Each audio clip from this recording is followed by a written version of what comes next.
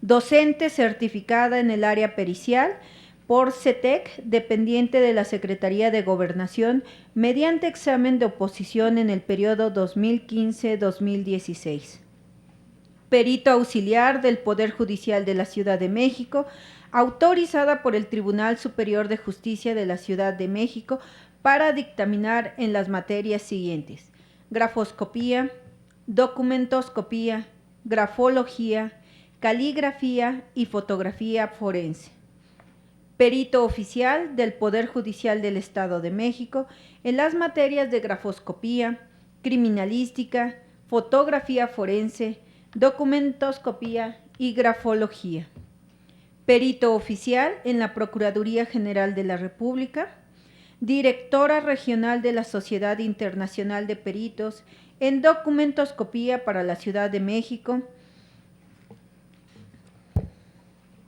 miembro activo del Grupo Internacional de Peritos Profesionales, miembro activo del Colegio de Peritos en Grafoscopía, Documentoscopía y Dactiloscopía del Estado de México, socia fundadora y directora académica y forense del Corporativo Mexicano de Operadores del Sistema Judicial, miembro activo del Corporativo de Servicios de Investigación, Protección de Documentos y Ciencias Forenses, y agente evaluador independiente de competencias laborales bajo la norma S0076. Brindémosle un fuerte aplauso a la maestra Martina para dar inicio a esta segunda conferencia dentro del marco del tercer Congreso Nacional de Criminólogos Criminalistas.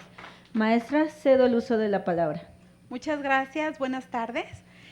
El día de hoy vamos a abordar un tema que es muy importante para nuestra experiencia profesional.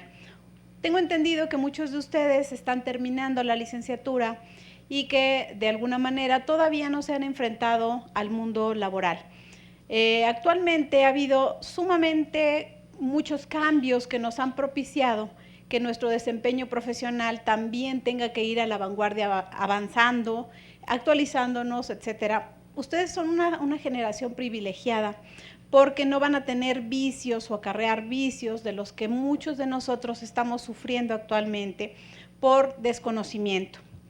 A partir del año 2008 se propone y se implementa el que va a haber un cambio paulatino hacia un nuevo sistema de justicia penal. Este nuevo planteamiento de forma de trabajar, este procedimiento de trabajo, trae muchas consecuencias. Se nos da un periodo de 8 años para que nosotros hagamos esa transición hacia el nuevo sistema de justicia. Este nuevo sistema de justicia privilegia, entre otras cosas, la oralidad, es decir, que vamos a enfrentarnos ante un tribunal que va a escuchar todo lo que nosotros tengamos que manifestar de manera verbal. ¿Qué consecuencias va a traer esto? Bueno, va a traer muchas, entre ellas, la más importante es el que vamos a tener necesidad de tener el conocimiento fresco. En la primera línea que vamos a enfrentarnos va a estar un juez, va a estar la víctima, va a estar la defensa, van a estar todos los actores y operadores del sistema judicial y nosotros vamos a tener que ser coherentes y vamos a tener que ser persuasivos en nuestra locución con la finalidad de que nuestros argumentos sean lo suficientemente fuertes para convencer o allegar elementos de convicción al juez.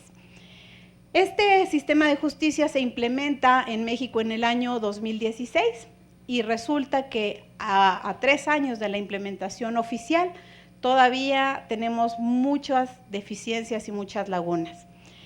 En este sistema de justicia adversarial en materia penal se privilegian 2 aspectos, no solamente es el cambio hacia la oralidad y hacia las alocuciones verbales que nosotros debemos manifestar ante un tribunal, sino que además se va a privilegiar 2 cosas, el respeto a las garantías, a nuestros derechos fundamentales, haciendo alusión precisamente al debido proceso.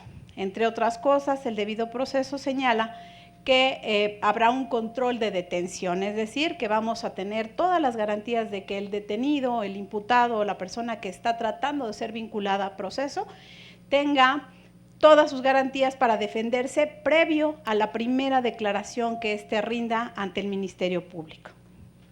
En este orden de ideas, la Corte Interamericana de Derechos Humanos señala en su opinión consultiva del 1699 que para esa Corte, para que exista debido proceso legal, es preciso que un justiciable pueda hacer valer sus derechos y defender sus intereses en forma efectiva y en condiciones de igualdad procesal con otros justiciables. ¿Qué es lo que nos pasaba antes? Ustedes no tuvieron tal vez esa experiencia, pero anteriormente no se le permitía al imputado, en ese caso al que estaba siendo sujeto de una averiguación previa, tener acceso a los registros en donde se manifestaban aquellos elementos de prueba que pudieran estarlo involucrando o vinculando con la comisión de un delito, sino hasta después de su declaración preparatoria, cuando ya se encontraba en el reclusorio. Es decir, que a las 48 horas de haber sido detenido, él ya estaba en la prisión, ¿no? Y entonces te decían, no puedes tener nada de datos de lo que hay en la averiguación previa, sino hasta después de que hayas rendido tu declaración preparatoria, porque para la justicia mexicana de esos años se decía que la primera declaración que rendía el reo, en este caso el que estaba siendo investigado, era la que tenía más valor porque estaba más cerca de los hechos y todavía no había sido asesorado por un defensor. Y eso lo tomaban como una garantía de verdad, de la verdad histórica. Actualmente eso no sucede. Actualmente la vinculación a proceso se lleva después de un periodo breve de investigación de 48 horas, que puede ser duplicado, pero que en su caso nos va a aportar los elementos suficientes para que podamos pretender que existe un cierto nivel de indicios que van a permitir vincular a ese sujeto con los hechos que son constitutivos de delito. La segunda situación que este nuevo proceso penal adversarial manifiesta es que todo lo que se diga tendrá que ser demostrado ante un tribunal o un juez. Esto es, que para que nosotros podamos decir que alguien está vinculado a los hechos que están constituyendo delito, necesitamos como obligación demostrar cada una de nuestras posiciones respecto a los hechos que se han manifestado. En ese orden de ideas pasa algo muy simpático, y es que para que nosotros llevemos a cabo esa secuencia probatoria requerimos expertos que en la materia de su competencia demuestren de manera fehaciente que efectivamente esos hechos son constitutivos de delito y los ha cometido una persona, que sería la labor de la Fiscalía, o bien desestimarlos o desvirtuar a la persona a quien se le imputan para que eso no sea demostrado. Es decir, para bien o para mal, pero nosotros necesitamos expertos que nos ayuden a que el juez determine que se cometió o no se cometió ese hecho que está constituyendo un delito. Pero hay algo muy interesante, y es que esas actividades las realizan los expertos forenses. Los expertos forenses somos todos aquellos que estudiamos criminalística y que nos hemos especializado en alguna de sus áreas y que de alguna manera perseguimos encontrar la verdad histórica. ¿La verdad histórica qué es? Pues nada más que aquella que los indicios nos indican, valga la redundancia, para llegar a determinar que el acto se cometió, quién lo cometió, cómo lo cometió, en dónde y con qué instrumentos, es decir, desde la forma de realización hasta la persona que está involucrada directamente con ellos. Así las cosas, los expertos forenses nos convertimos en protagonistas del nuevo sistema adversarial, pero hay una situación bien interesante, y es que nadie nos reconoce. Como sabíamos, la teoría del caso, no sé si ya tengan ustedes suficiente conocimiento, pero la teoría del caso no es más que la argumentación metodológica que nosotros proponemos ante el juzgado para decirle u orientar el sentido y significación que se le van a dar a todos los hechos, con la finalidad de decirle al juez qué es lo que pasó.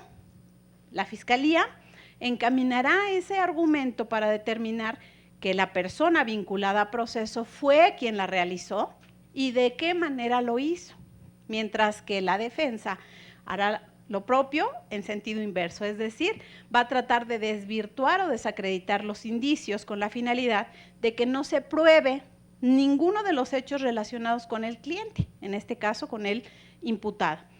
Así las cosas, vemos esta esfera en la cual aparecen 3 esferas pequeñas envolviéndose, ¿no? Es decir, conjuntamente, y encontramos que la primera es la teoría fáctica, que nos representa la manera como nosotros vamos a argumentar que los hechos sucedieron de manera lógica, congruente y factible, es decir, no vamos a inventar un argumento que pueda ser mágico o que pueda no tener una explicación, ¿sí? La segunda es la teoría jurídica y es que para la defensa va a tratar de argumentar que no se violaron preceptos que estén establecidos en el Código Sustantivo, es decir, en el Código Penal, pero también vamos a decir que no se realizaron las acciones de la manera como el Código Penal o el Código de Procedimientos Penales lo señala. Es decir, vamos a tratar de acreditar o desvirtuar los preceptos jurídicos que pudieran estar involucrados. Y si se fijan, el área de competencia más grande, la que envuelve esas dos, es precisamente la teoría probatoria. La teoría probatoria no es otra cosa más que toda esa sucesión de pruebas que la defensa o el Ministerio Público, en este caso la Fiscalía, van a solicitar para que se desahoguen en un tribunal, ante un tribunal, mediante la etapa de juicio oral o la etapa intermedia, y vamos a tener la exposición por medio de expertos forenses. Y sin embargo, ¿qué creen? Que los expertos forenses no aparecemos en el Código Nacional de Procedimientos Penales porque nadie se ha dado a la tarea de argumentar qué es un perito, quién es un perito y qué calidad tiene. Como vamos a ver más adelante, es una figura que aparece borrosa porque hacen alusión al resultado o al producto que realiza el experto forense, es decir, hablan de los peritajes, pero los peritajes no se hacen solos, ¿sí? En este orden de ideas también vamos a ver qué se requiere para ser un experto forense. Para ser un experto forense necesitamos preparación académica y práctica. La pura academia no nos sirve, como tampoco nos sirve la pura práctica. El hecho de que ustedes estén cada día mejor preparados, como es el caso de las fiscalías actualmente, que solamente reciben para ser peritos licenciados en criminología y criminalística, es un paso en el cual hemos avanzado actualmente. ¿Por qué? Porque ya no va a ser la primera vez que ustedes se enfrenten a esos conceptos, a esa manera de llamar a las cosas que son tan sui generis para nuestra profesión.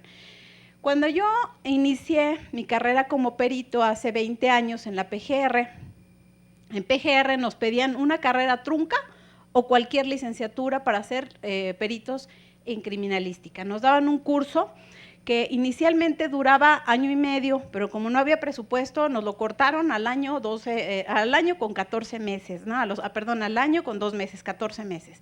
14 meses de internamiento, en donde teníamos una formación paramilitar, porque andábamos vestidos con código, traíamos botas, marchábamos y sabíamos manejar armas.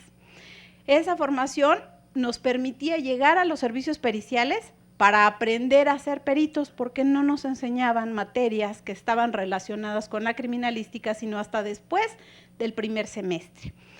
Cuando salíamos de PGR, nos topábamos con los casos relevantes. El caso Lankenau fue un fraude muy importante que hizo mucho ruido durante muchos años y le tocó resolverlo a uno de mis compañeros de generación. Tu primer encuentro no era un encuentro, era un encontronazo con la realidad. ¿Por qué? Porque no teníamos experiencia, no habíamos realizado nunca un dictamen y todos los conceptos que se veían a lo largo de esa exposición que se realizaba únicamente de manera escrita, no teníamos conocimientos, necesitábamos estar pidiendo ayuda. Nos daban prácticas tutoriales, es decir, había una persona que nos tutoreaba de manera personal, que eran los peritos de un año antes, es decir, tampoco eran expertos, tenían si acaso 12 meses más de experiencia que los que acabábamos de salir. Pero era un primer intento por hacer una formación profesional y dejar de ser peritos empíricos. Soy la segunda generación de lo que se denominó el servicio civil de carrera. Actualmente hay muchos avances, ustedes ya no van a tener ese encontronazo porque ustedes ya tienen conceptos, ya tienen experiencia, realizan prácticas, el CLEU se preocupa muchísimo por darles toda esa parte académica y práctica dentro de sus instalaciones y a lo mejor a un nivel muy cercano a la realidad. Entonces yo creo que están ustedes en un buen lugar. Ahora bien, también se requiere moralidad y discreción. ¿Para qué? Para guardar la confidencialidad.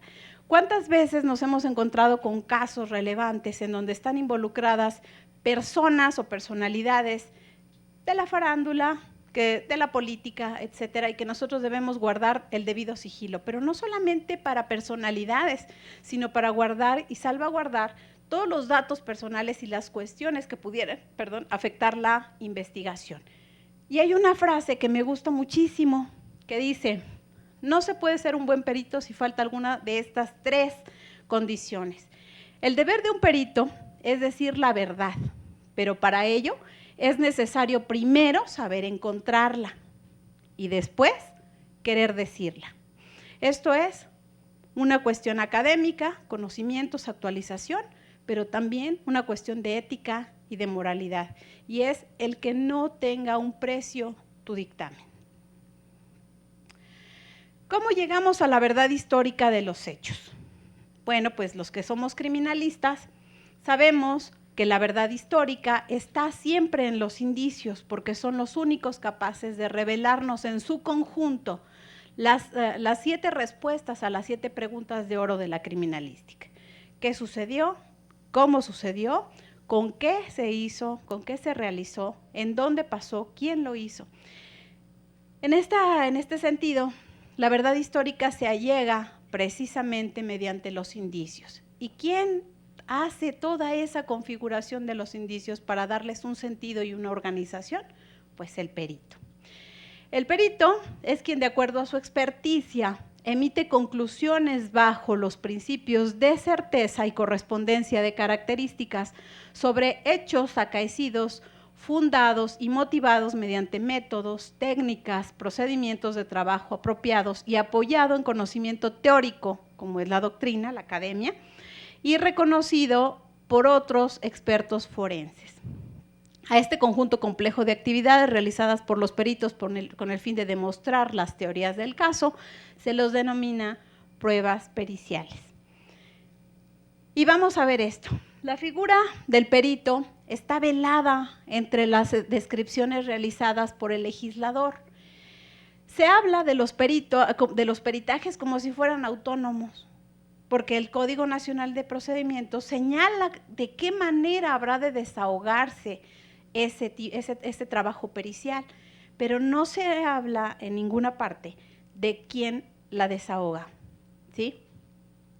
El artículo 272 del Código Nacional de Procedimientos solo señala al perito como un ente vinculado a los dictámenes, pero no como quien los realiza y quien es el encargado y el experto de llevar a cabo todos los procedimientos para llegar a sus conclusiones. Salvo el artículo 273 del Código Nacional, señala que los peritos tendrán en todo momento acceso a los indicios sobre los que versarán los dictámenes a los que se hará referencia en el interrogatorio. ¿Qué es la prueba pericial? Bueno, la prueba pericial, como ya lo mencionamos, va a ser aquella realizada por expertos en un área del conocimiento, ciencia o técnica. Los artículos del 271 al 275 aluden a los peritajes como parte de los actos de investigación de la etapa preliminar del proceso penal, solicitados por el agente del Ministerio Público, quien funge como líder de la investigación, auxiliado por peritos y policías adscritos a las Fiscalías Estatales y General de la República, en caso de asuntos de índole federal. Es decir, que nosotros los peritos, cuando somos oficiales, nos constituimos como auxiliares junto con la policía del agente del Ministerio Público, pero y cuando no estamos adscritos a las fiscalías, no existimos. ¿Se fijan?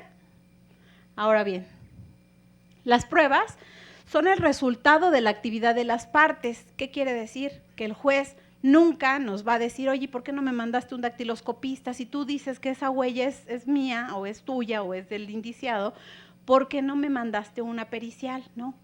El juez de ninguna manera va a dirigir hacia dónde deben ir las investigaciones periciales para determinar cuáles son las pertinentes, oportunas e idóneas para desahogarse y que nos indiquen qué y cómo sucedieron los hechos. Todas ellas son las que introducen los medios probatorios a juicio al momento en el cual se convierten en prueba. Antes del juicio no existen pruebas, existen fuentes de prueba o datos de prueba. Asimismo, los principios que rigen el sistema acusatorio, que son la publicidad, es decir, que las audiencias todas son públicas y abiertas, salvo aquellas investigaciones que puedan verse afectadas por existir prensa o por existir personas ajenas a los operadores del sistema judicial. Entre esas, no solamente están los secuestros, la delincuencia organizada, el narcotráfico, también están todos los delitos sexuales, en donde se pone en riesgo la integridad y la moralidad de la víctima, que ha estado sujeta a investigación al igual que el victimario. El principio de contradicción y concentración que muchos confundimos. El principio de contradicción nos alude a que por cada prueba que el agente del Ministerio Público señale como fehaciente, oportuna y lista para ser desahogada, para determinar la vinculación que tiene el sujeto con el hecho, nosotros, la defensa, podemos hacerlo por nuestra cuenta con un perito de igual o mejores acreditaciones que los peritos oficiales. ¿Cómo lo vamos a hacer? Por el principio de contradicción, donde nos permite que el justiciable, es decir, el imputado, tenga las mismas oportunidades de defensa que ha tenido la Fiscalía para afirmar su acusación. El principio de concentración y continuidad parecen que es el mismo, pero son diferentes.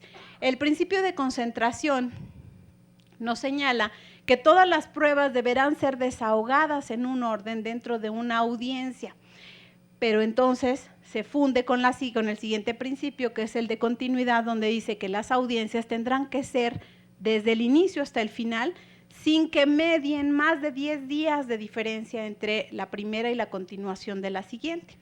¿Esto qué quiere decir? Que el juez va a tener la oportunidad de recordar todo lo que se dijo en el juicio para que forme su criterio, porque recordemos que uno de las máximas del juicio oral o del sistema penal acusatorio adversarial es que el juez no conoce la causa. Es decir, el juez es designado en un momento y el juez solamente sabe lo que le dicen, es decir, lo que escucha por parte de los expositores. En ese orden de ideas también está el principio de concentración, donde todas las pruebas van a ser desahogadas de manera sucesiva. El de inmediación, que es uno de los avances más importantes, porque antes, volvemos al antes, el juez decía que presidía la audiencia, pero al juez nunca lo veíamos, nunca lo conocíamos y nunca sabíamos quién era, si era hombre, si era mujer, ni mucho menos su nombre. Actualmente el principio de inmediación es el que nos permite que todas las audiencias que se desahoguen van a estar presididas por el juez y todos los operadores del sistema judicial, que somos la defensa, el asesor técnico, el consultor jurídico y en su defecto el asesor técnico que puede estar auxiliando a la defensa, pero solamente van a estar las partes sin que falte en ningún momento ni el acusador, es decir, la persona que está haciendo la manifestación de que se ha cometido en su agravio algún acto ilícito, como tampoco puede estar ausente el imputado. Muchas veces se llevaban juicios sin que la gente que estaba acusada supiera que él estaba siendo vinculado a un hecho delictivo. Ahora se acaba eso. Estos son entonces los principios que rigen el sistema penal acusatorio. Bueno, ya que el juzgador debe obtener las siguientes conclusiones a partir del desahogo de las pruebas, tal como lo señalan los autores Vargas y Londoño Herrera en su obra Las pruebas en el sistema penal. La maestra Pamela Romero Guerra, investigador de tiempo completo del INACIPE, señala que las pruebas en materia penal son todos aquellos elementos que se presentan en el proceso para demostrar un hecho sujeto a controversia. Tienen por fin llevar el conocimiento del juez más allá de la duda razonable los hechos y circunstancias materia del juicio y de la responsabilidad penal del acusado como autor o como partícipe. Son presentadas ante el juez o tribunal, ya sea en la etapa preliminar, en la audiencia de juicio oral. Ahí se tiene que la prueba es el medio por el cual se produce la información que el juez tendrá que valorar y a la que se basará para tomar las decisiones durante el juicio. ¿Qué es lo que debe probar el experto? Pues el experto debe dar respuesta a las preguntas de oro, que dice, ¿cuándo? ¿Cuándo sucedió el hecho? Circunstancias de modo, tiempo y lugar. Lo que ha venido sucediendo actualmente, que hay montones de homicidios con el jovencito que, por ejemplo, salió de la Universidad del Pedregal y que su cuerpo fue encontrado 5 o 6 días después, ya con señas de un cronotanatodiagnóstico que arrojaba que había sido muerto el mismo día y prácticamente a la misma hora de su secuestro. Entonces, ¿cómo? ¿Cómo lo vamos a probar? Bueno, con las herramientas que nos arrojan los indicios encontrados en el propio cuerpo. ¿Se acuerdan que una de las máximas es que el muerto nos dice lo que sucedió, los muertos hablan? ¿Se acuerdan? Bueno, ¿dónde ocurrieron los hechos? Vamos a distinguir entre si se trata de un lugar de hecho o un lugar de hallazgo, y el lugar de la investigación puede ser hasta un lugar virtual, porque recordemos que actualmente también hay ciberdelitos. ¿Cómo ocurrieron? Es decir, las circunstancias de modo. ¿Cuál fue la mecánica de hechos? Es decir, la situación que aborda la criminalística todos los días. ¿Quién o quiénes fueron los partícipes? Porque recordemos que hay grados de participación, entonces tendremos que decirle al juez para que su sentencia sea proporcional a la participación de aquel que está vinculado a esos hechos. ¿Quién o quiénes resultaron víctimas? Es decir, los sujetos pasivos. Las circunstancias particulares relacionadas con cada uno de los partícipes individualmente considerados, los motivos que influyeron a la comisión del delito o delitos, a qué imputados cabe responsabilidad y las circunstancias de mayor y menor punibilidad, como las de agravantes y las atenuantes punitivas. Todo esto lo hacemos los peritos. ¿Cómo lo hacemos? Pues no todos lo hace el criminalista, porque peritos o expertos forenses existen en todas las áreas. ¿Cómo vamos a cuantificar si hubo daños y perjuicios? Pues a lo mejor vamos a ir con un trabajador social y vamos a ver qué impacto tuvo en la vida después de acaecido el hecho. Pero también vamos a ir con un psicólogo forense, con un médico. No solamente los expertos forenses estamos constreñidos a la parte de la criminalística pura. ¿Están de acuerdo? Ok. Bueno, la legitimidad de la intervención del perito en el proceso penal acusatorio. Aquí vamos a empezar con algunos problemas, porque quienes ya han dictaminado tienden a seguir algunos de los vicios del viejo sistema penal, que era inquisitivo. El artículo 105 del Código Nacional de Procedimientos nos dice que los sujetos del procedimiento penal son la víctima o el ofendido, el asesor jurídico, el imputado, el defensor, el Ministerio Público, la policía, el órgano jurisdiccional, es decir, el juzgado o el juzgador, y la autoridad de supervisión de medidas cautelares y de la suspensión condicional del proceso. Los sujetos del procedimiento que tendrán calidad de parte en los procedimientos previstos en este código son el imputado y su defensor, el Ministerio Público, la víctima u ofendido y su asesor jurídico. Son 4 las personas o 4 las personalidades que tienen calidad de parte. Bueno, pues esto nos señala lo siguiente: es muy importante saber que el agente del Ministerio Público es parte en el proceso penal acusatorio. Por lo tanto, los peritos, que va a ser la lámina siguiente, no tienen ninguna obligación de aceptar el cargo ante el agente del Ministerio Público. ¿Por qué? Si eso es lo que hacíamos siempre. Siempre llegábamos a la agencia del Ministerio Público con el defensor y le decía, aquí te traigo a mi perito para que acepte el cargo, que proteste su leal desempeño, el conducirse con verdad. Pues eso no sucede, porque es como si yo tengo un juicio mercantil en el que yo acredito mi procedencia, mi experticia como perito ante el demandado. o ante el actor. Si ellos son parte en el juicio, no pueden saber, ni conocer, ni acreditar, ni solicitar la acreditación de mi experticia, porque son parte en el juicio.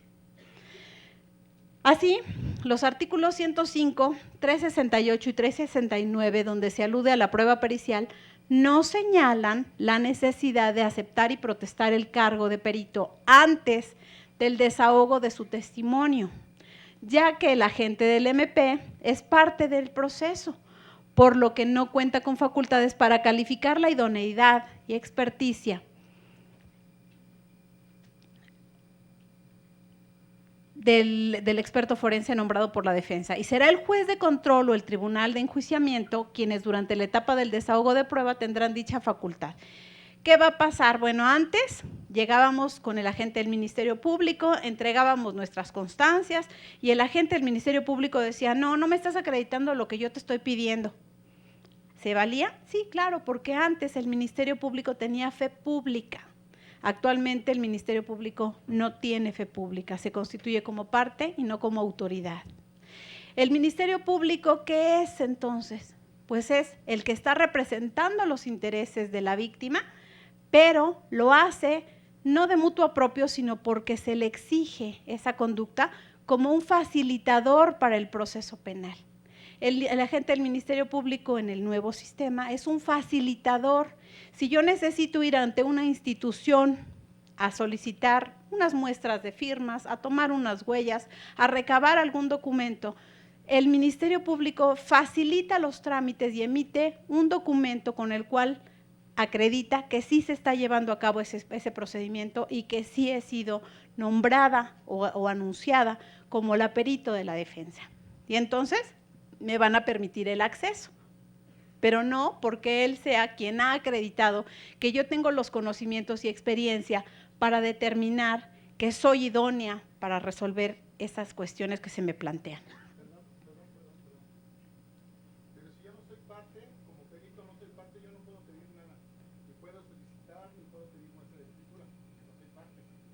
Así es, efectivamente tú no lo haces, lo hace la defensa. De hecho, por eso se anuncia. Normalmente lo que vamos a hacer es que el proceso penal acusatorio es eminentemente oral, es decir, que va a tener una parte escrita y lo demás será expresado verbalmente en el juicio. Es decir, que hay promociones expresas y hay actuaciones específicas que necesariamente son solicitadas por escrito. Una de ellas es cuando anunciamos la prueba. El anuncio de la prueba, ¿qué debe llevar? Pues debe llevar el nombre del experto forense que va a intervenir, debe llevar qué preguntas se le van a formular y cuáles van a ser las encomiendas que va a resolver con el desahogo de su prueba. Esto es por escrito. Una vez que el agente del Ministerio Público lo tiene, la defensa es quien tiene que hacer todas y cada una de las actuaciones tendientes a que el perito pueda llevar a cabo su trabajo.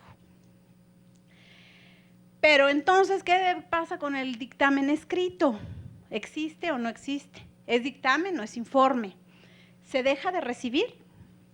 ¿Forma parte de las pruebas en el juicio? ¿Quién impone el término para rendirlo?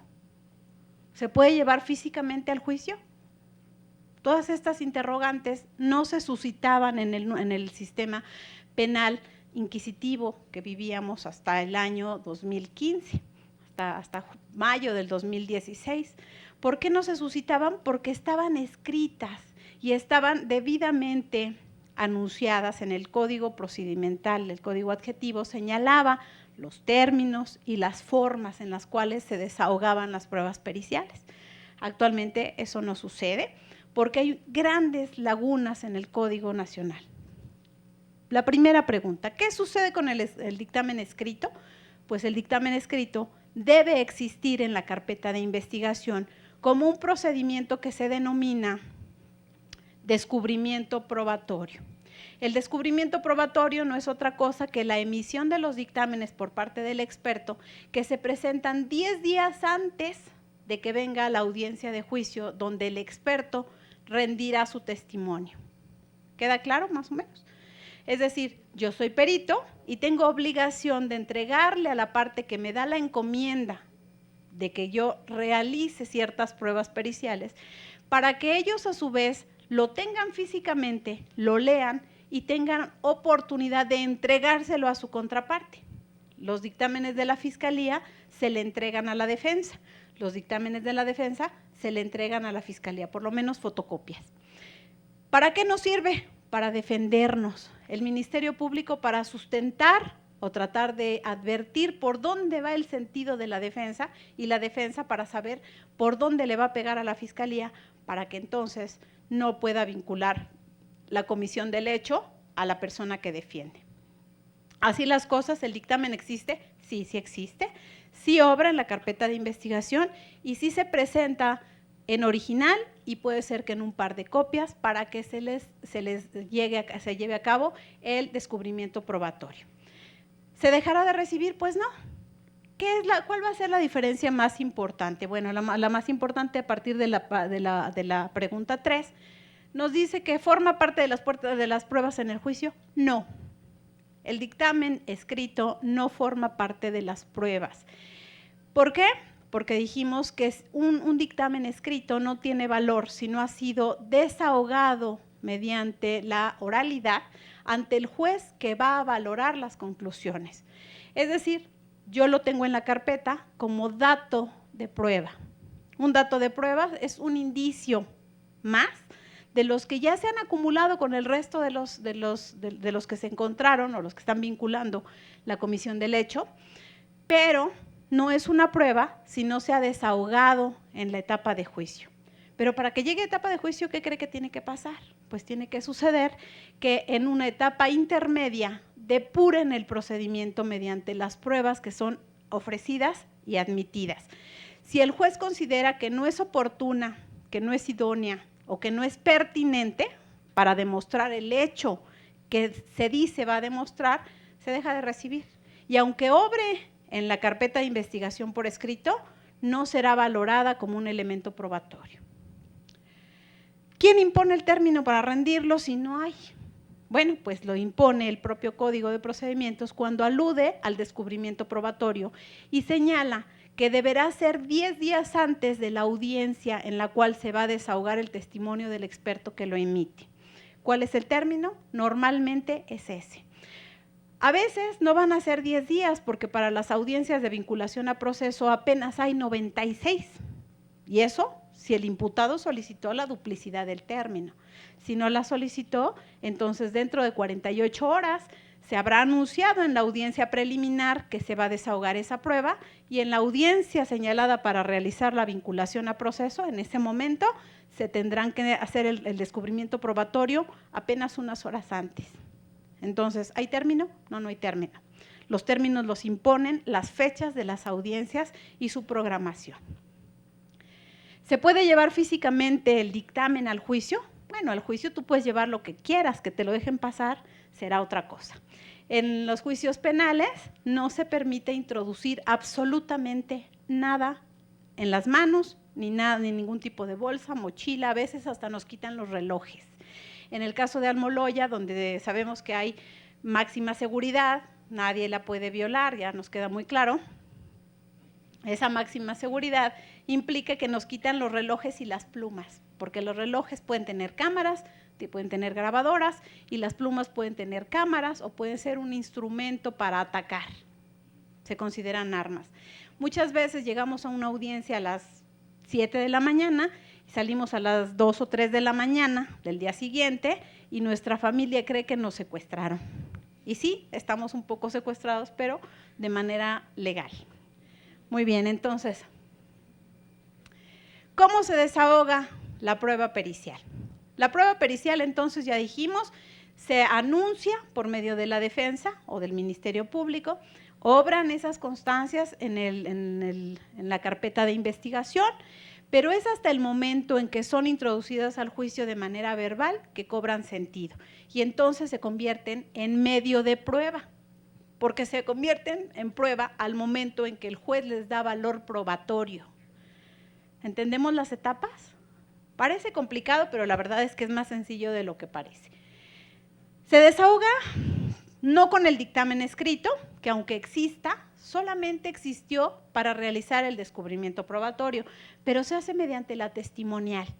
Los peritos somos considerados testigos, pero no testigos cualquiera, somos testigos expertos. Los testigos expertos vamos a tener que rendir nuestra declaración frente al juez. En el juicio no hay prueba pericial, no rinde declaración en el juicio. Si no se rinde la declaración, es decir, el testimonio emitido de manera verbal, no existe la prueba pericial. En primer lugar, Beitelman dice, por prueba pericial se debe entender en principio a un perito que comparece a juicio oral y presta declaración ante el tribunal en forma directa a través del examen directo y el contraexamen de las partes. Esto quiere decir que su declaración en juicio no puede ser reemplazada, sustituida, complementada por declaraciones previas registradas en actas o por su informe o dictamen pericial escrito, salvo los casos especiales que el código señala. Es decir, que nosotros vamos a tener que ser bien cautos, ¿sí? No solamente en materia penal, porque sabemos que la oralidad está actualmente en todas partes del sistema de justicia, es decir, tenemos juicios orales mercantiles, tenemos juicios familiares orales, tenemos juicios orales civiles y entonces nos vamos a enfrentar con una necesidad imperiosa de tener todas las cualidades de personalidad, de aplomo, de seguridad y de conocimiento para sustentar cada palabra que digan en el dictamen. Es decir, aquellos que se engrosaban sus dictámenes con miles de páginas de teoría y que no sabían ni qué decía ni cómo interpretarlas, como un perito muy famoso que es famoso por argüendero, ¿verdad? Este señor lo que hace es que mete muchas páginas de teoría en donde habla de la teoría de la luz y de la teoría del color y de la teoría de no sé qué tantas cosas que cuando se le formula una pregunta, él mismo señala que eso ya está escrito, porque eso es parte de la ciencia, porque por eso él no tiene por qué explicarlo, ¿sí? Obviamente todo eso viene en detrimento de tu capacidad, no solamente profesional, sino también evidencia tu falta de conocimiento y entonces pierdes credibilidad.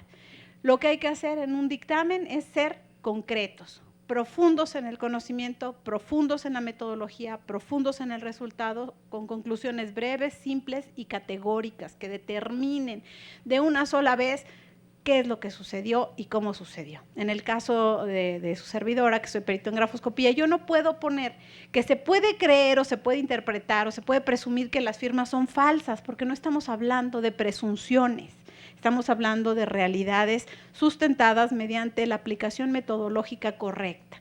Por lo tanto, todo lo que ustedes digan en sus dictámenes, aquellos que decidan ir por el área pericial, van a tener que ser sencillos, profundos, pero sencillos. ¿Para qué? Para que los pueda sustentar de manera fuerte ante el tribunal.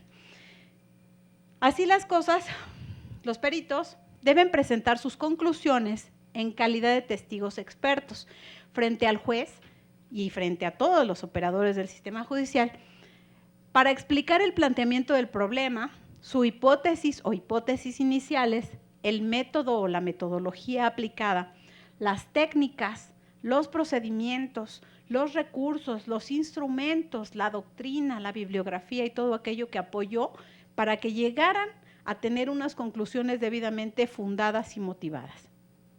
Todo esto de forma oral, utilizando términos claros, precisos, salvo aquellos casos excepcionales con un apoyo de memoria. Es bien importante que se aprendan ese artículo 44 del Código Nacional de Procedimientos, segundo párrafo, en donde señala que las personas que comparecen al juicio, cuanto más los peritos, están impedidos de leer.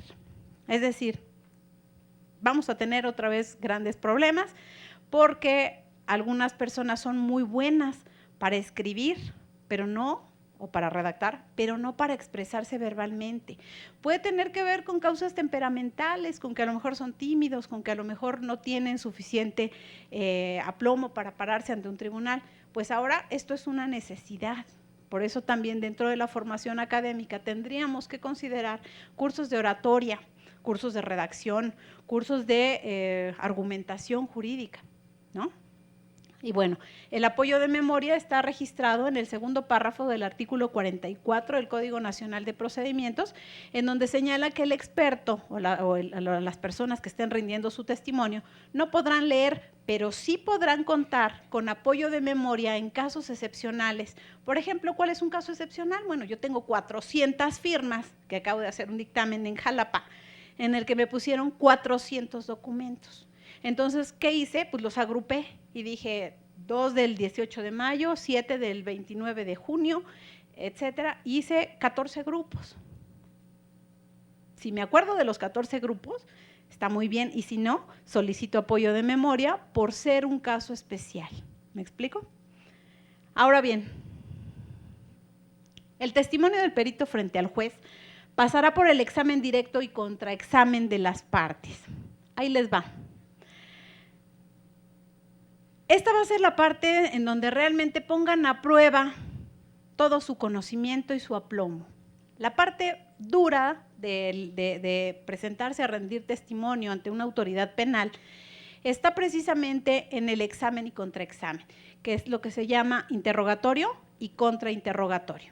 El interrogatorio está formulado por la parte o por la persona que te da la encomienda como defensa.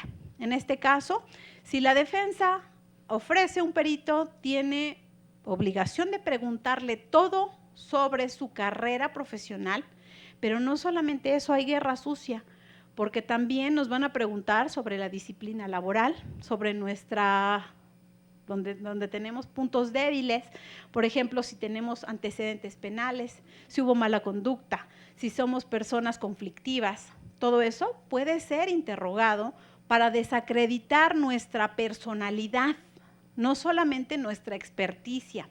La guerra sucia viene cuando se contratan investigadores privados, que ya hay y que se usan mucho, para que investiguen quién es el perito, si es divorciado, si es casado, si tiene un segundo frente o tercero o quinto, si se desempeña de manera legal en los tribunales, si cobra de más, si cobra de menos.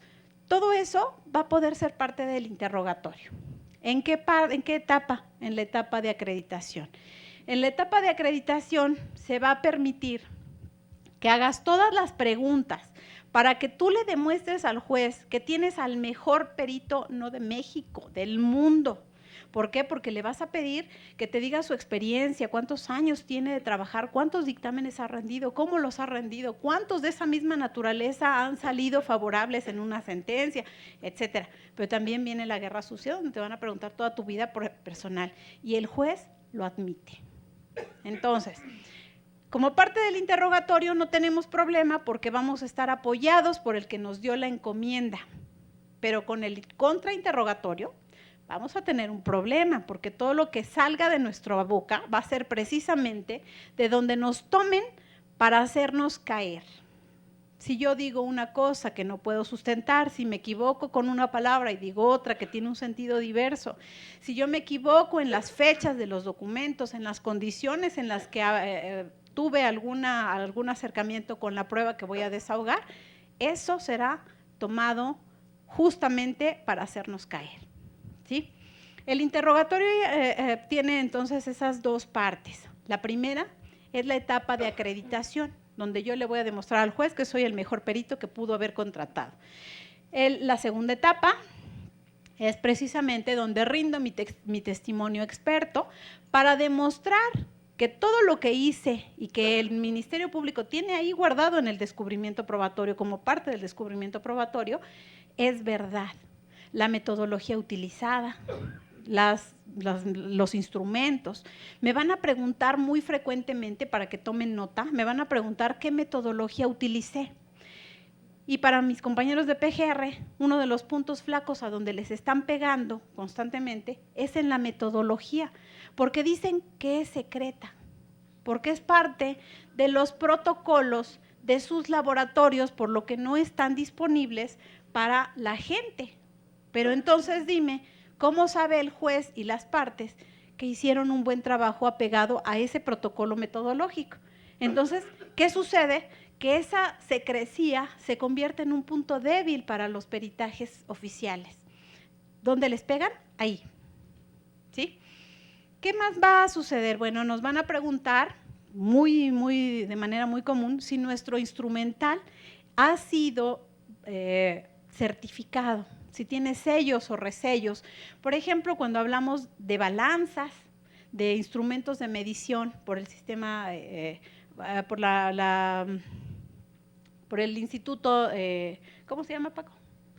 De Metrología. El Instituto de Metrología, que a veces hace esa función, la Profeco, les paso el tip, le pagan 150 pesos a la Profeco y va y les pone un sello a su balanza. Digo, bueno, o sea… No, pero hay entes certificadores de equipos que en cuestiones de metrología te dan la certificación de los equipos, pero solo los equipos que requieren de calibración. Así es. Entonces te van a preguntar si tu equipo está calibrado.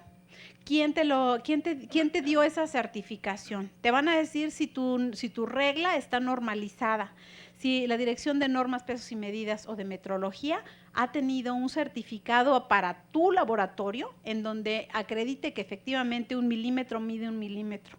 Nos van a pegar por cuestiones técnicas. ¿Por qué? Porque sobre la cuestión pericial estricta, difícilmente las conclusiones son atacables. Las conclusiones son atacables si atacas el procedimiento, los métodos, sobre todo porque si no hay método, no hay trabajo científico. Así las cosas, esas 2 etapas van a ser en las que nosotros intervenimos como testigos expertos y entonces nos tienen aislados del resto de los peritos, aunque no seamos de la misma materia. Curioso, ¿no? Normalmente un psicólogo no tendría por qué estar peleado con un perito en grafoscopía y ese con uno de fotografía forense, porque somos áreas totalmente diversas. Bueno, pues la sorpresa es que cuando ustedes llegan al reclusorio, a donde se va a desahogar la audiencia de juicio, está separada del resto. Y entonces te puedes quedar ahí desde 15 minutos hasta 2 días, ¿no? En fin, en lo que se refiere a la experticia, el perito será cuestionado sobre si el dictamen que realizó pertenece al área en la cual versa la prueba. La credibilidad sobre su estudio reside en que sea su materia, que haya elegido un método adecuado para realizarlo y que sus conclusiones sean lógicas y consistentes con el trabajo que está presentando. Esto es lo que se conoce como acreditación. Sean muy cuidadosos. Yo sé que ahorita tal vez les parecen novedosos los términos o que no tienen suficiente relevancia, pues les voy a platicar que hay muchos peritos que señalan una metodología completamente a lo que señalan sus conclusiones. Te dicen, primero, se utilizó el método de comparación formal, pero luego en sus consideraciones técnicas dicen que la forma no identifica al autor porque es solamente externa. Estoy hablando de firmas. Pero en sus conclusiones dice que dada la confronta realizada, que fue hecha con el método de comparación formal, dice que es falsa. Entonces, ¿sí me explico? Todas esas series de contradicciones son las que arruinan las conclusiones y que hacen que el perito pierda credibilidad y que cuando llegue a la etapa de valoración del dictamen, llegue el juez a decir que su dictamen o su trabajo pericial no tiene valor y fuerza probatoria. La parte que lo presente en juicio al perito deberá formular las preguntas adecuadas que permitan al perito acreditarse en lo personal como alguien honorable, experto en el área de su competencia y a su testimonio como veraz y confiable. Es decir, he tenido la fortuna de trabajar con despachos que me hacen trabajar muchísimo y eso no saben la manera como me ha permitido crecer en el medio penal. ¿Por qué? Porque preparamos las audiencias y las preparamos 1 vez y 2 veces y 3 veces. Y tienes que saber y conocer todo aquello que vas a manifestar en el juicio. La mejor manera de hacerlo es generando simulaciones de juicio.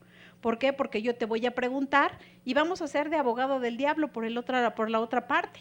Porque mientras unos me van a acreditar y me van a decir, dígame, perito, ¿en cuántas instituciones ha estado? ¿Cuántos años trabajó para el Poder Judicial del Estado de México? ¿Y cuántos años trabajó para la PGR? ¿Y cuántos años trabajó para el Tribunal Superior de Justicia? ¿Y cuántos dictámenes ha emitido? Sí, pero el otro abogado me va a repreguntar sobre mis errores en las respuestas. Y entonces, una buena audiencia de juicio en donde yo desahogue un testimonio es aquella que ha sido preparada con la debida anticipación, no para formular mentiras, porque para ser mentiroso hay que tener muy buena memoria y eso a veces cuando estamos ante situaciones de extrema presión, como es estar en un tribunal de enjuiciamiento, no se nos da. ¿Sí? Mentir cuesta mucho trabajo. La verdad surge por sí misma, pero hay que perfeccionarla. Preparar una audiencia no significa prepararla para mentir o para que te acuerdes de las mentiras, sino para estar preparados, valga la expresión, para lo que te puedan repreguntar. ¿Sí? La prueba pericial cumple con su fin intrínseco, que es demostrar un hecho de forma objetiva, siempre desde el punto de vista científico, y es este punto en donde radica la enorme importancia de la prueba. No es una testimonial más, en la que se está escuchando la apreciación de una persona sobre los hechos, ni una opinión personal o subjetiva. La prueba pericial es la prueba objetiva por excelencia y si cumple con los requisitos de procedibilidad, supone información acreditable dentro del juicio oral. En este sistema, la prueba ya no tiene un valor predeterminado. Recordemos que decíamos, todas las pruebas documentales públicas tienen valor probatorio pleno, es decir, ya estaba tasado. Valor probatorio pleno era la manera de decir que son irrefutables los documentos públicos, pero se ha llegado a determinar que si realmente fueran irrefutables, no podría solicitar una prueba pericial en documentoscopía o en grafoscopía para desacreditar un testamento que está ante un notario público, ¿no es cierto? Si realmente fueran irrefutables, no demandarías al Instituto de la Propiedad Industrial por un certificado falso. ¿Estás de acuerdo? Tampoco podrías ir con el Registro Público de la Propiedad y del Comercio para decir que la escritura pública que emitió el notario es falsa. Entonces, ¿qué hacemos en materia penal? En materia penal el legislador ha decidido que nada tiene valor probatorio pleno, porque cada prueba se evalúa primero en lo individual y posteriormente en el grupo de elementos probatorios que se ofrecen, se admiten y se desahogan en juicio para probar los hechos controvertidos. ¿Cuáles son los lineamientos bajo los cuales el juzgador señala si tienen o no valor probatorio? Bueno, primero, la lógica y el sentido común. Dicen una cita muy cierta, pero muy coloquial, que el sentido común es el menos común de los sentidos, ¿no? Bueno, en ese orden de ideas es cierto. La lógica a veces parece como un espejismo o algo que no existe. Muchas veces lo que hace el juzgador es verificar si existe, si es factible que esa prueba pueda arrojar esos resultados. ¿Sí? Sobre todo en pruebas que no han sido catalogadas desde el punto de vista de la ciencia dura como pruebas plenas, por ejemplo, como el ADN. En este sentido, el juez dice, bueno, tiene valor probatorio pleno porque el ADN es una prueba que ha demostrado que tiene 99.9% de credibilidad y asertividad porque la exactitud no existe. Sin embargo, ese punto 0.1 puede hacernos diferentes a otro ser. O, por ejemplo, no puede acreditar de manera fehaciente que gemelos idénticos, ¿cuál de ellos es el padre de un niño? Se utilizan otras pruebas para llevar a la certeza máxima que se pueda arribar, pero el ADN no te acredita quién de los gemelos es el papá del niño, hasta que haces otros estudios complementarios. Entonces, ¿dónde queda ese 0.1? Bueno, la lógica y el sentido común te van a decir que efectivamente el 99.9 es suficiente para acreditar alguna circunstancia. Las máximas de la experiencia ha valorado tantos elementos de prueba que ya podrá tener conocimiento sin ser perito y experto en todas las materias de la criminalística.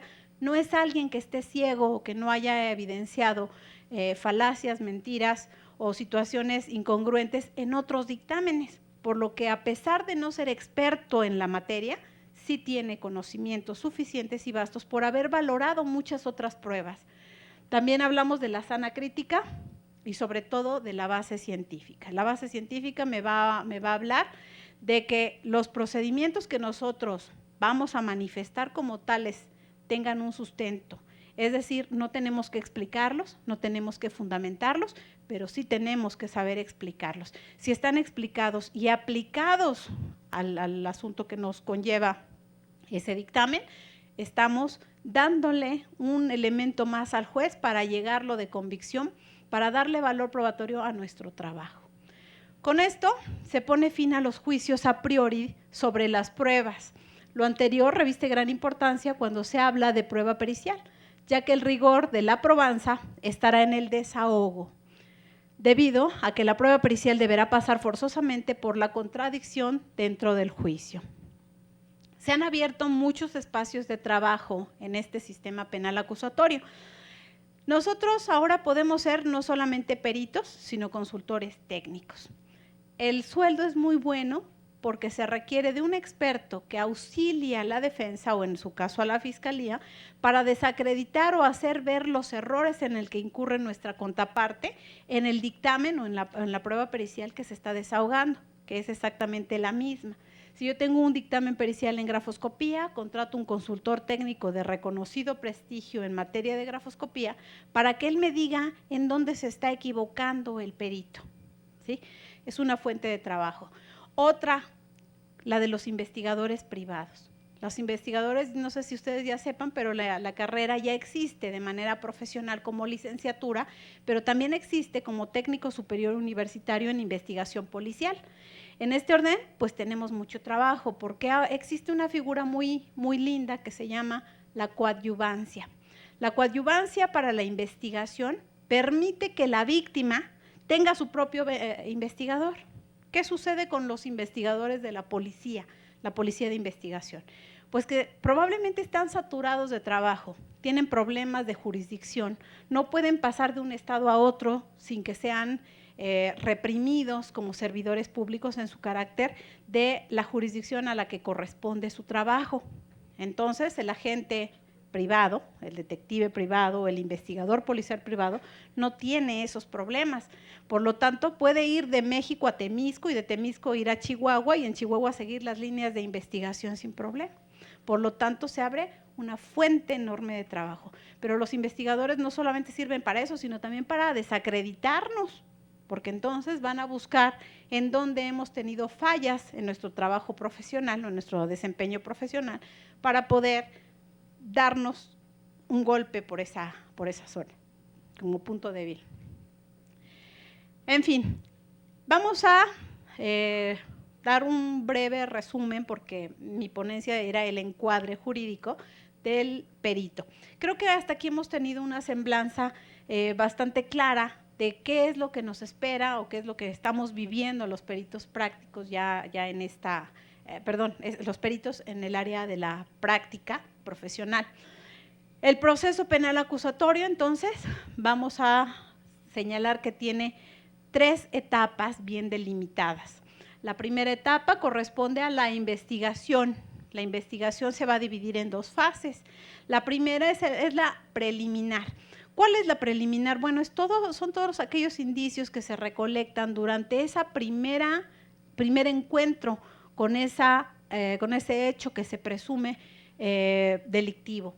En este sentido, la etapa preliminar está constituida por los testimonios, las declaraciones que rindan los testigos, que rinda la gente que está cerca. Cuando se ha cometido o cuando se ha tenido conocimiento de lo que se denomina la noticia criminal. La noticia criminal es dar aviso a las autoridades de que un hecho se ha consumado, que hay un producto realizado o que es consecuencia de esos hechos que han sucedido y que la autoridad tiene que tomar conocimiento. La noticia criminal es eso, que es la denuncia o la querella. Posteriormente tenemos la etapa complementaria de la investigación, que es la investigación formal. Esa etapa de investigación tiene un periodo perentorio, es decir, tenemos 3 meses para completar toda la información que me permita acreditar una acusación. La vinculación a proceso y la formulación de la acusación no son lo mismo. Son etapas diferentes que se hacen en etapas distintas del procedimiento y que tienen diferentes consecuencias. La vinculación a proceso es cuando yo señalo que hay suficientes indicios para corroborar que la persona que está siendo detenida o que está siendo llamada a comparecer ante el tribunal tiene alguna participación en los hechos delictivos. La acusación se formula hasta después. La acusación se formula cuando ha terminado la etapa de investigación y entonces pasa de ser imputado a acusado. ¿Sí? Sigue entonces, en ese momento, en la investigación, vamos a encontrar datos de prueba porque solamente son registros que van quedando en la carpeta de investigación y que quedan ahí guardados o resguardados para que sean el complemento. Sí, es el complemento en el cual nosotros vamos a seguir toda la etapa preliminar para determinar hacia dónde se dirige este proceso judicial. Posteriormente viene la intermedia y en la intermedia existen medios de prueba, es decir, nosotros vamos a ir a una audiencia ante un juez de control, como lo señala en la parte morada de la presentación. El juez de control me va a determinar cuáles de las pruebas que yo estoy anunciando son oportunas y pertinentes. Son pertinentes todas aquellas que puedan demostrar que el hecho se consumó de la manera como digo yo. ¿Para qué? Para probar o sustentar mi teoría del caso.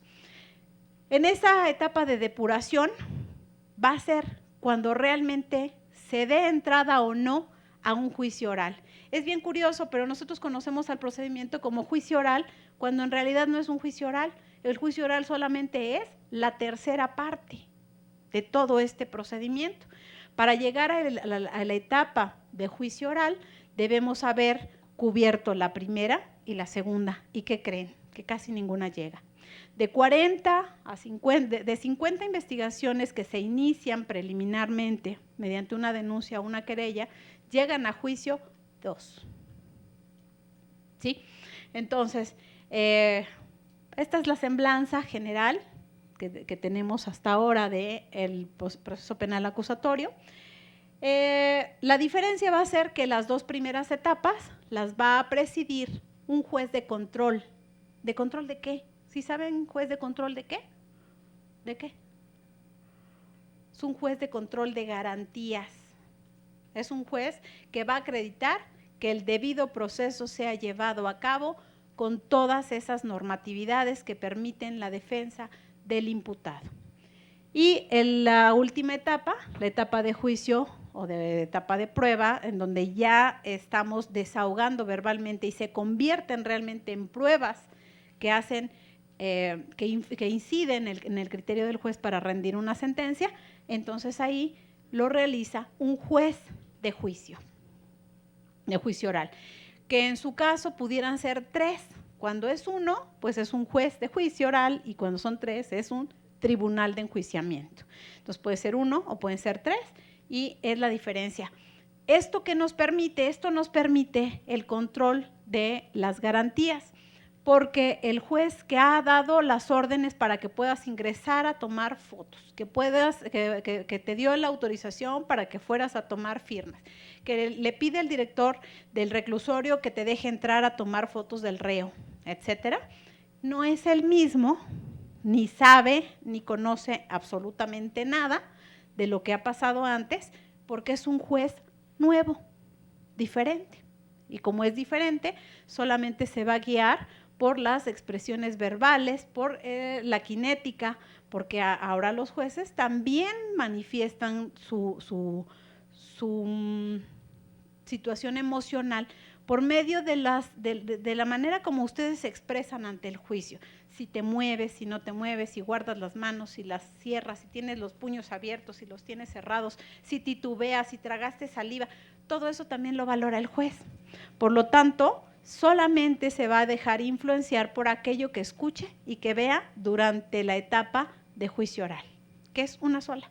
Que esa etapa de juicio puede prolongarse 5, 10, 20 o 50 audiencias, puede ser, pero es uno solo para todo el procedimiento y solamente va a conocer de lo que ustedes expresen verbalmente porque jamás va a tener en sus manos la carpeta de investigación. Como a manera de epílogo de esto, vamos a señalar que yo creo que ya vamos a terminar, ¿verdad? Porque son, bueno, solamente 5, ya. Okay. Solamente me resta decirles que tienen que ser muy cuidadosos en su trabajo, traten de ser lo más justos posibles, no traten de ser Robin Hood, traten de decir siempre la verdad, no hay que quitarle a unos para darle a otros, simplemente nuestro trabajo, mientras más objetivo, garantiza la credibilidad y garantiza que ustedes siempre tengan trabajo. Les voy a dar una muy buena noticia y es que para todos hay trabajo porque lo que sobra en este país es gente que quiera hacer las cosas bien.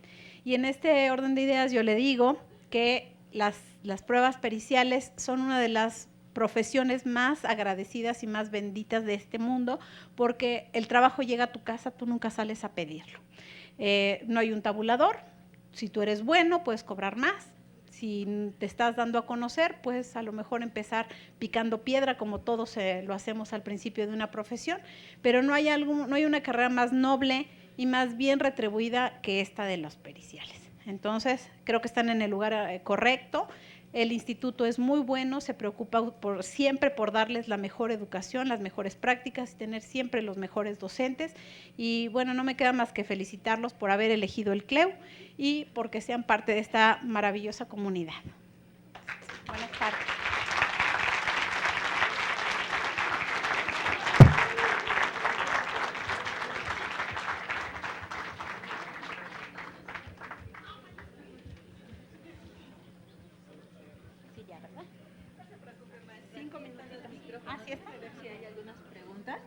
Muy bien, jóvenes, ¿alguno de ustedes que quiera formular algún cuestionamiento a la maestra Martina?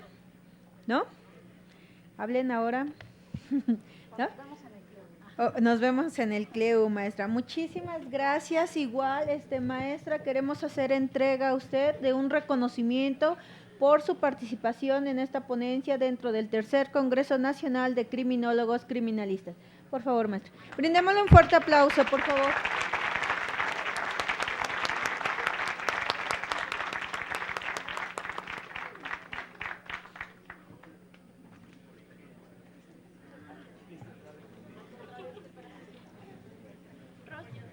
En lugar de él, igual responsable.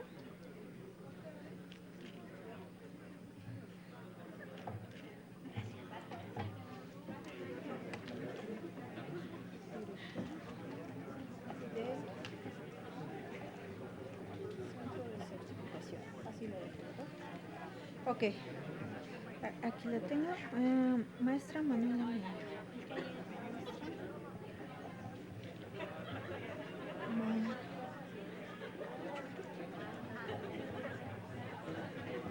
Pues que pasen al frente, ¿verdad? ¿Los tenemos? Están en las cajas. Alan, no seas malito, dentro de alguna de esas cajas está un folder con personificadores. Alan, ¿me apoyas? Jóvenes, ya casi terminamos.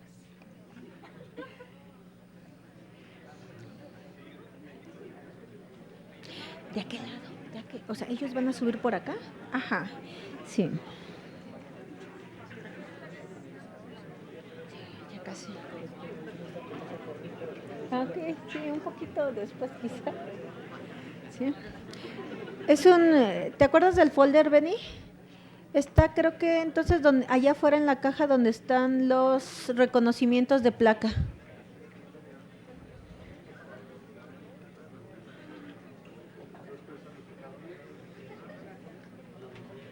Los van a traer. Alan, maestro.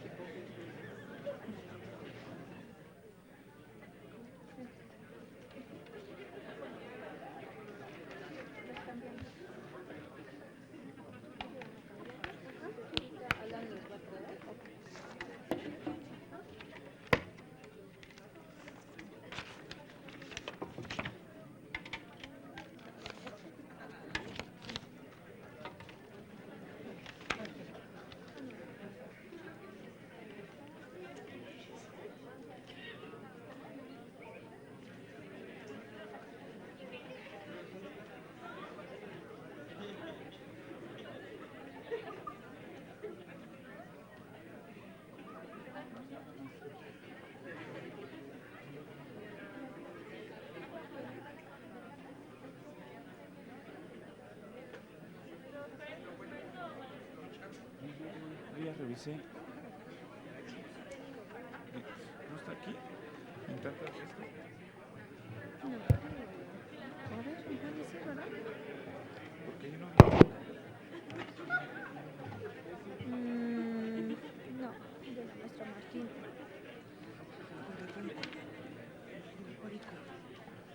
¿No te acuerdas del foldercito?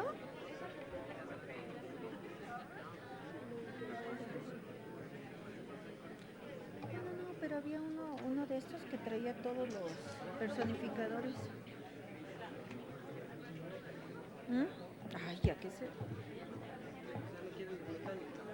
No, las hojitas nada más.